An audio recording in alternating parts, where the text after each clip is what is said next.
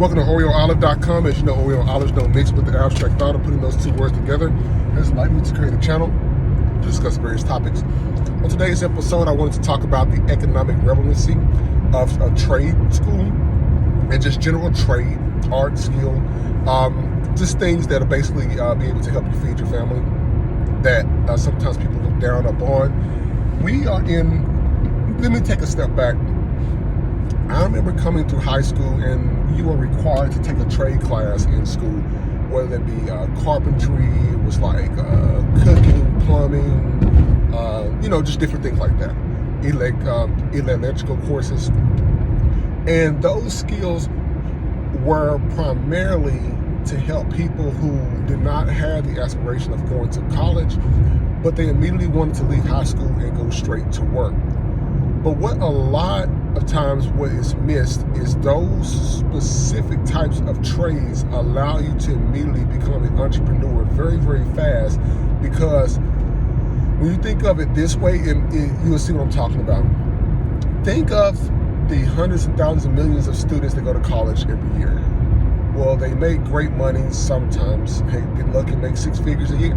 But eventually they will buy a house, they will buy a car, and they're not going to or are interested in building and learning how to build a house. So who has to do that? It is people who have these trades that may not have went to college to get those six-figure jobs, but they have these skills, like your mechanics. They have these skills and they have the mindset to service and create these types of structures, automobiles, cars, and things like that. And so when you look at, for instance, a plumber, sometimes people look down upon that. What you have to realize is the economic relevancy of plumbing and a plumber and an electrician and a mechanic is they can create a business just like that and become an entrepreneur faster than what a traditional college student can become an entrepreneur doing at XYZ. I wanted to bring this up because we live in an age right now in 2021 where kids' dreams, where they used to want to be different things like veterinarians and doctors, lawyers. Very few times I've heard kids wanting to be like CEOs of Fortune 500 companies.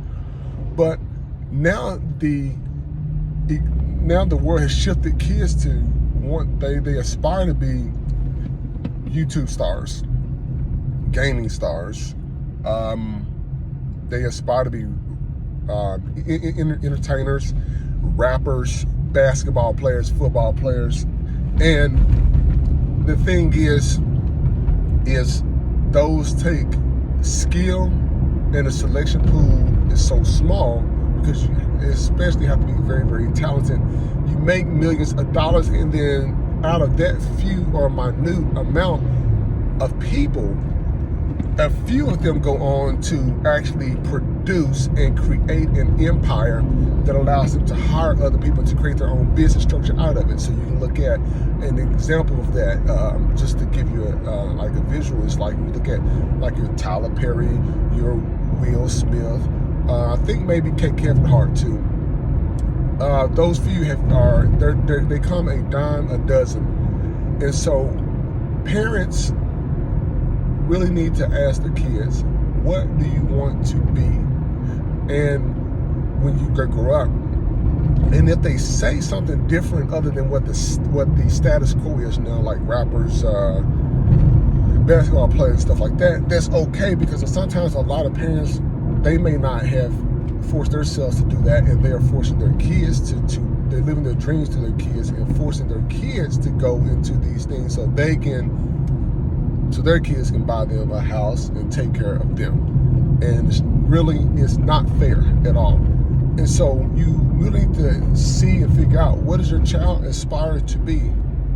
Because I don't hear kids talk about they want to be an astronaut or anything, or an astrophysicist, because that's not looked upon as, oh, they're going to be rich, they're going to be famous. Everybody wants to be rich and famous. So just think of it, parents.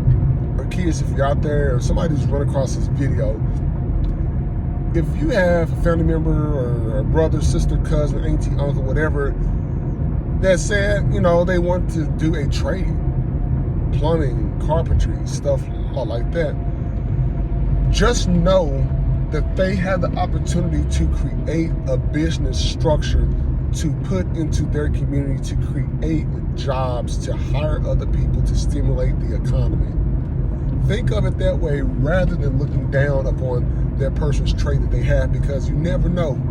While you got this 6-figure job, what if your toilet or your AC goes out?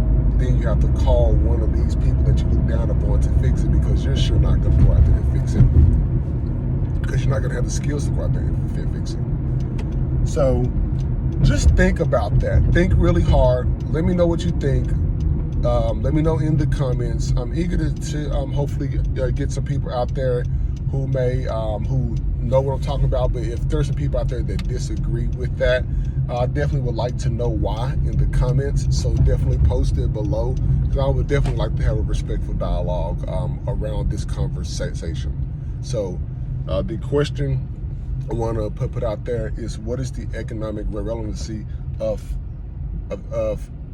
some professions out there, or things that we tend to push kids to do, but what is the economic relevancy of it?